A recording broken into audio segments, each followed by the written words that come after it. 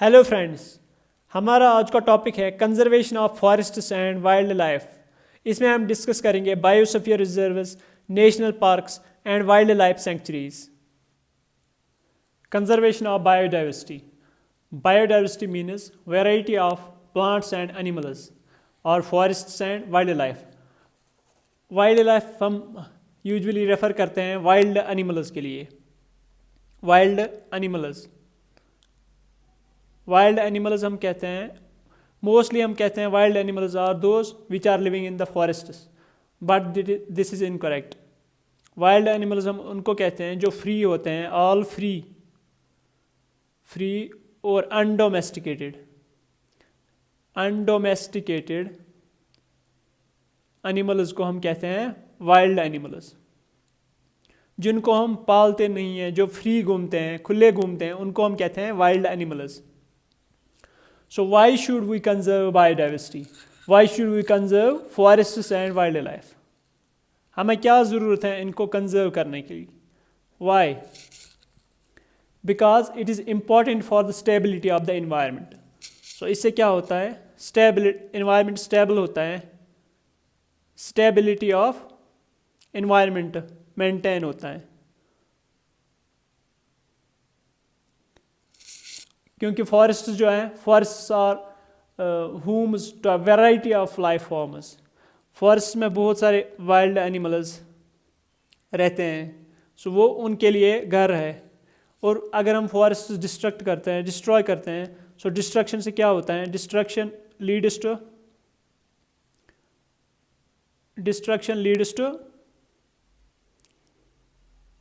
Number एक, disturbance in food chains disturb होते हैं। डिस्टर्बेंस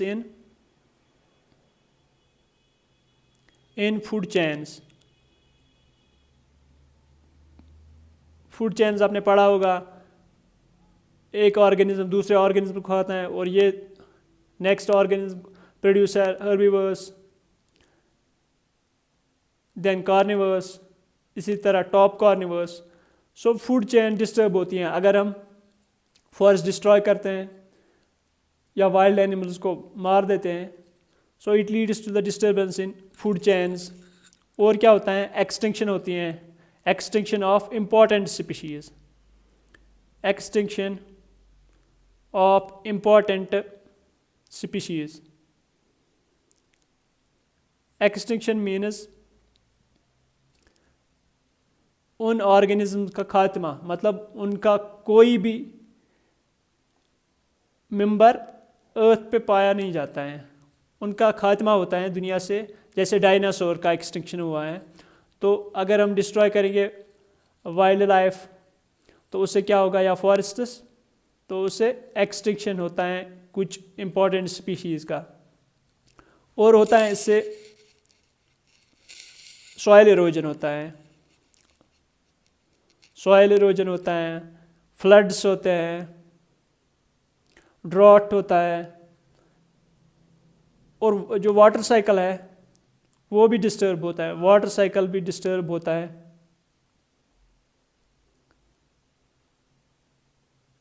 सो ये तब होता है जब हम वाइल्ड लाइफ और फॉरेस्ट को डिस्ट्रॉय करते हैं, तो इन चीज़ों की वजह से हमें ये कंजर्व करना पड़ता है ताकि हमारा इन्वायरमेंट स्टेबल रहे। सो इसके लिए बहुत सारे स्टेप्स उठाए जाते हैं, चाहे गवर्नमेंट उठाता है, चाहे NGOs, कोई नॉन गवर्नमेंटल ऑर्गेनाइजेशन, या हम वॉलंटियरली। तो उसके लिए क्या करते हैं हम? बहुत सारे स्टेप्स जो उठाता है गवर्नमेंट या वॉलंटियर NGOs। सो हम ज़्यादा से ज़्यादा ट्री प्लांट करते हैं, प्लांटेशन ऑफ ट्रीज़। और हमें क्या करना चाहिए? पोचिंग, जिसको हम कहते हैं हंटिंग, शिकार करना, हमें वो, या smuggling of forest products and smuggling, इन चीज़ों को हमें रोकना चाहिए। और इसके लिए फॉरेस्ट डिपार्टमेंट भी बनाया गया है। और क्या करना चाहिए हमें? We should avoid construction of roads. Construction of roads हमें रोकना चाहिए through forests, construction of roads, buildings.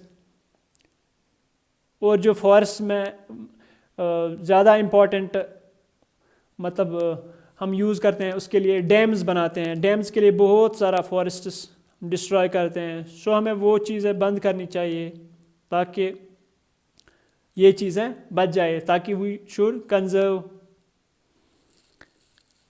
और गवर्नमेंट लेवल पे बहुत सारे स्टेप्स जैसे creation of biosphere reserve, national park and wild life sanctuaries, biosphere reserve, national park and wild life centuries.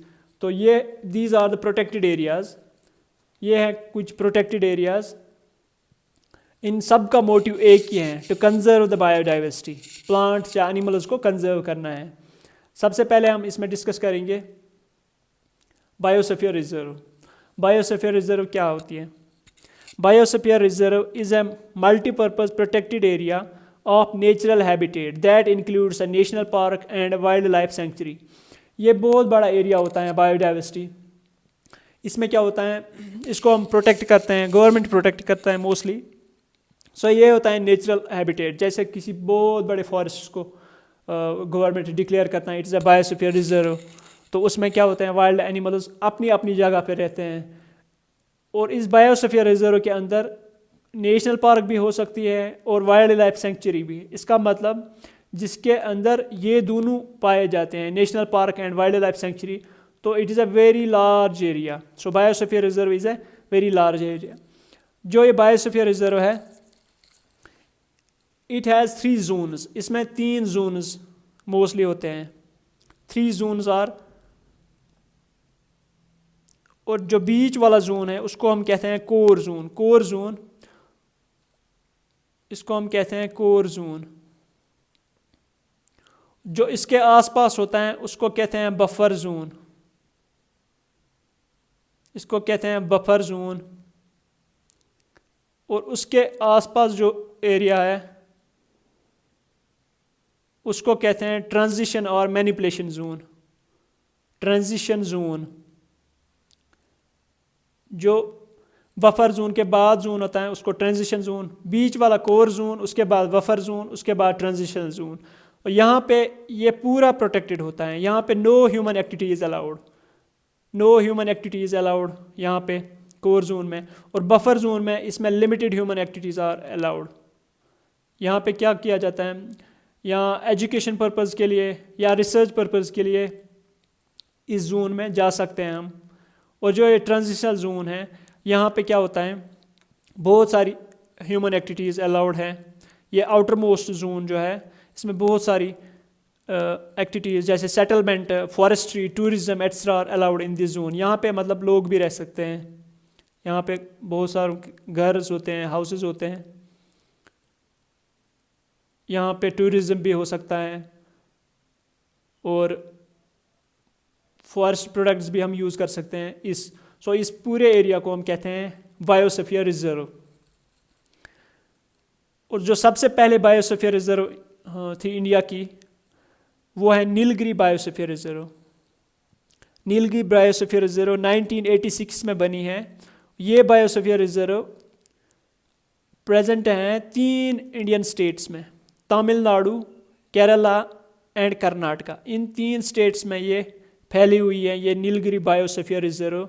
सबसे पहले जो बायोस्फीयर रिजर्व बनी है वो 3 स्टेट्स में है।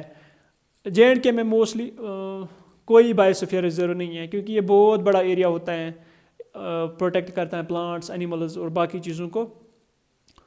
सो अगर हम ओवरऑल देखेंगे, इंडिया में टोटल 18 बायोस्फीयर रिजर्व हैं। Latest data 18 biosphere reserve India में है। अगर वर्ल्ड की बात करेंगे तो 651 बायोस्फीयर रिजर्व है पूरे वर्ल्ड में, but only in 120 countries, 120 countries में। बहुत सारी कंट्रीज ऐसी हैं जिनमें बायोस्फीयर रिजर्व नहीं है। उसके बाद है आपकी इस बुक में जो इम्पोर्टेंट बायोस्फीयर रिजर्व है वो है Pachmarhi biosphere reserve. Pachmarhi biosphere reserve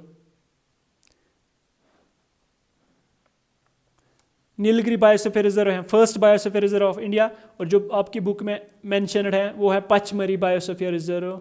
इसके बारे में भी हम थोड़ा सा जानेंगे। This is the map of Pachmarhi biosphere reserve. ये जो पचमरी बायोस्फीयर रिजर्व है ये मध्य प्रदेश के अंदर है। इस पचमरी बायोस्फीयर रिजर्व के अंदर दो वाइल्ड लाइफ सेंचुरीज हैं, एक पचमरी सेंचुरी और बोरी सेंचुरी जो मैंने रेड लाइन से अंडरलाइन किया है, और इसके अंदर एक नेशनल पार्क भी है जिसका नाम है सतपुरा नेशनल पार्क जो मैंने येलो लाइन से अंडरलाइन किया है। इससे आप अंदाज़ा कर सकते हैं एक बायोस्फीयर रिजर्व कितनी बड़ी होती हैं। आप ऐसे सोचो जितना पूरा लोलाब है इवन इससे भी बड़ी होती हैं एक बायोस्फीयर रिजर्व। इसका एम होता है to conserve plants animals in their natural habitats, अपने अपने घरों के अंदर इनको कंजर्व करना। फिर है national park. National park is a large area meant for protection of the entire ecosystem that is flora fauna landscape etcetera of that region. जो ये नेशनल पार्क हैं ये भी एक बड़ा एरिया है लैंड का जो प्रोटेक्ट करता है इंटायर इकोसिस्टम, जहाँ पे प्लांट्स फ्लोरा मीन्स प्लांट्स, फोना एनिमल्स और लैंडस्केप वहाँ का, तो ऑफ दैट रीजन ये इन चीज़ों को प्रोटेक्ट करता है। तो ये भी बहुत बड़ा एरिया है बट बायोस्फीयर रिजर्व से छोटा, क्योंकि बायोस्फीयर रिजर्व में ही जब नेशनल पार्क हो सकती हैं या वाइल्ड लाइफ सेंचुरी हो सकती हैं, जैसे पचमरी बायोस्फीयर रिजर्व में एक नेशनल पार्क भी है और एक वाइल्ड लाइफ सेंचुरी भी है। सो नेशनल पार्क उससे छोटा होता है। जो ये नेशनल पार्क हैं human activities like cultivation, grazing, forestry etcetera are not allowed. यहाँ पे ये अलाउ नहीं किया जाता है। कल्टिवेशन मतलब हम क्रॉप्स वहाँ पे उगाएं वो अलाउ नहीं है, या ग्रेजिंग मतलब हम वहाँ पे पालेंगे ये डोमेस्टिकेटेड एनिमल्स वो भी अलाउ नहीं है। फॉरेस्ट्री कुछ प्रोडक्ट्स वहाँ पे हासिल करेंगे वो अलाउ नहीं है। ये चीज़ें नेशनल पार्क में अलाउ नहीं है। अगर हम देखेंगे उसी के कंपैरिजन में wild life century, it is a tract of land that is meant for the protection of wild animals, birds and reptiles only. Wild animals, birds, reptiles. Wild life century वो area है जहाँ पे खाली protect हम करते हैं mostly animals को, wild animals को प्रोटेक्ट करते हैं, बर्ड्स को प्रोटेक्ट करते हैं और रेप्टाइल्स, ज़्यादातर वाइल्ड एनिमल्स के लिए। इसमें प्लांट्स के लिए मतलब ये ज़्यादा प्लांट्स के लिए नहीं होता है। सो इस वाइल्ड लाइफ सेंचुरी में क्या होता है human activities like collection of forest products, harvesting timber etcetera are allowed. यहाँ पे ये चीज़ें अलाउ है, मतलब हम टिम्बर लकड़ी हासिल कर सकते हैं उस एरिया से जो एरिया वाइल्ड लाइफ सेंचुरी को मतलब डिक्लेयर किया गया है, वहाँ से हम ये चीज़ें हासिल कर सकते हैं। और जो नेशनल पार्क हैं boundaries are fixed and defined. National park की बाउंड्री जो होते हैं वो फिक्सड बाउंड्री होते हैं, मतलब कोई एरिया यहाँ से मतलब जिसको बाउंड्री मतलब लगाते हैं तो वो मतलब फिक्सड होती है नेशनल पार्क में। यहाँ पे बाउंड्री फिक्सड नहीं होती हैं, नो वेल डिमार्केटेड बाउंड्रीज। सो ये इसमें बाउंड्रीज नहीं होती हैं। Wild life century national park से थोड़ा एरिया छोटा होता है। और एक चीज़ है नेशनल पार्क को हम डेग्रीगेट मतलब डाउन ग्रेड नहीं कर सकते हैं टू सेंचुरी। अगर कोई एरिया नेशनल पार्क किसी एरिया को ये मतलब कोई नेशनल पार्क है उसको हम सेंचुरी में कन्वर्ट नहीं कर सकते हैं, बट जो सेंचुरी है उसको हम अपग्रेड कर सकते हैं तो नेशनल पार्क। जैसे एक एग्जांपल है हम कॉमनली कहते हैं दाचीगाम सेंचुरी जो श्रीनगर में है, दाचीगाम सेंचुरी उसको अपग्रेड किया गया है इंटायर नेशनल पार्क, वो अब नेशनल पार्क हैं, उसको सेंचुरी नहीं कहते हैं, उसको नेशनल पार्क्स में इंक्लूड किया जाता है। और जो national park first national park of India जो थी उसका नाम था Hailey national park, HALEY, Hailey national park, जो बनी थी 1936 में, 1936। और जो जिसको आज कहते हैं Jim Corbett national park, Jim Corbett national park, commonly हम आज इसको कहते हैं जिम कॉर्बेट, इसका नया नाम है जिम कॉर्बेट नेशनल पार्क। ये उत्तराखंड स्टेट में है, उत्तराखंड स्टेट और नैनीताल डिस्ट्रिक्ट में है। उत्तराखंड में ये वाली जिम कॉर्बेट नेशनल पार्क। और वर्ल्ड, अगर हम वर्ल्ड की बात करें, वर्ल्ड में सबसे पहली नेशनल पार्क जो थी वो है येलोस्टोन नेशनल पार्क जो यूनाइटेड स्टेट अमेरिका में है, और ये बनी थी 1872 में। Yellowstone national park is the first national park of the world. और जो अगर हम अपनी कंट्री या स्टेट की बात करें तो दाची-गाम नेशनल पार्क है, यहाँ पे श्रीनगर में है दाची-गाम नेशनल पार्क। और मोस्टली ये कंजर्व किसको करते हैं, कश्मीरी स्टैग हांगुल जिसको हम कहते हैं, या कश्मीरी स्टैग, इसको ये प्रोटेक्ट करती हैं दाची-गाम नेशनल पार्क। और ये जो हांगुल है ये हमारा स्टेट और ड्यूटी एनिमल भी है hangul. India's largest national park जो है वो है Hemis national park. Hemis national park जो एरिया के हिसाब से अगर हम देखेंगे, इंडियाज़ लार्जेस्ट नेशनल पार्क है हिमिस नेशनल पार्क जो लद्दाख में है, हिमिस नेशनल पार्क इन लद्दाख। वाइल्ड लाइफ सेंचुरीज अगर उनकी बात हम करेंगे तो गुलमर्ग वाइल्ड लाइफ सेंचुरी जो हमें नज़दीक भी है, जो बारामूला में है, गुलमर्ग में है, गुलमर्ग वाइल्ड लाइफ सेंचुरी है। और वहाँ पे कौन से एनिमल्स मोस्टली है, हिमालयन ब्राउन बियर और स्नो लियोपार्ड, ये इंपॉर्टेंट एनिमल्स हैं इस वाइल्ड लाइफ सेंचुरीज़ में। और हैं ओवीरा वाइल्ड लाइफ सेंचुरी, ये ओवीरा वाइल्ड लाइफ सेंचुरी है पहलगाम में। अगर आप कभी एक्सकर्शन या ट्रिप पे जाओगे तो ज़रूर वहाँ पे जाना, जो है पहलगाम में है, ये अनंतनाग डिस्ट्रिक्ट में है। यहाँ पे इम्पॉर्टेंट जो है ये एनिमल प्रोटेक्ट किया जाता है वो है मस्क डियर, हिरन है। मस्क कहते हैं जो बेली होता है इनके नीचे, बेली बटन जिसको हम कहते हैं, उसको वो थोड़ा उनमें नीचे होता है, तो उसको कहते हैं मस्क, क्योंकि वो मेडिसिनल पर्पज़ के लिए यूज़ होता है, सो इसलिए इनको कहते हैं मस्क डियर। और वहाँ पे भी ब्लैक बियर होता है इनफैक्ट इस वाइल्ड लाइफ सेंचुरीज में। अगर हम इंडिया की बात करें तो total number of national parks हैं इंडिया में 104 नेशनल पार्क्स हैं इंडिया में टोटल। और सेंचुरीज़ की बात करें तो 553 वाइल्ड लाइफ सेंचुरीज़ हैं इंडिया में, ये लेटेस्ट डाटा है। 104 नेशनल पार्क्स, 18 बायोस्फीयर रिजर्व और 553 वाइल्ड लाइफ सेंचुरीज़। इन सारे एरियाज़ का काम है, मोटिव है, मेन एम है conservation of biodiversity, conservation of forests and wild life. So ये इसके लिए था about this conservation of biodiversity, how we can conserve these living organisms. हमने अभी पढ़ा वाइल्ड लाइफ सेंचुरी, जिसमें खाली हम वाइल्ड एनिमल्स या बर्ड्स, रेप्टाइल्स को प्रोटेक्ट करते हैं, न कि प्लांट्स को। फिर हम इसको जू क्यों नहीं कह सकते हैं? मैं आपको ऐसे समझाता हूँ। आज के जो हालात हैं, जो लॉकडाउन है, हम अपने घरों के अंदर ही रहते हैं, तो आपको पता है हम कितना तंग आ रहे हैं। हम सोच रहे हैं ये कब ख़त्म होगा, हम भी बाहर जाएंगे, हम भी खुला घूमने जाएं। इसी तरह है वाइल्ड लाइफ सेंचुरी और जू एनिमल्स के लिए। वाइल्ड लाइफ सेंचुरी में एनिमल रहता है इन दियर नेचुरल हैबिटेट्स। कहाँ रहता है? इन दियर नेचुरल हैबिटेट्स। उसको छूट है, वो जहाँ घूमे, जहाँ से उसको मर्जी है घूमना, वहाँ से वो घूम सकता है एक एनिमल। जू में क्या किया जाता है? जू में एनिमल को कैप्चर किया जाता है, पकड़ के रखते हैं इन केज। आप गए होंगे जू में, आप देख सकते हैं वहाँ पे बर्ड्स होती हैं, बाकी एनिमल्स होते हैं, पर वो बंद होते हैं, वो मतलब बाहर नहीं निकल सकते हैं, घूम नहीं सकते हैं। उसको नेचुरल हैबिटेट नहीं कहा जाता है। किसी दूसरी जगह से एनिमल को लाया जाता है, फिर किसी दूसरी जगह बंद किया जाता है। बट वाइल्ड लाइफ सेंचुरी में क्या किया जाता है? उनको प्रोटेक्ट किया जाता है इन दियर नेचुरल हैबिटेट। सो यह है difference between wild life century and अ जू।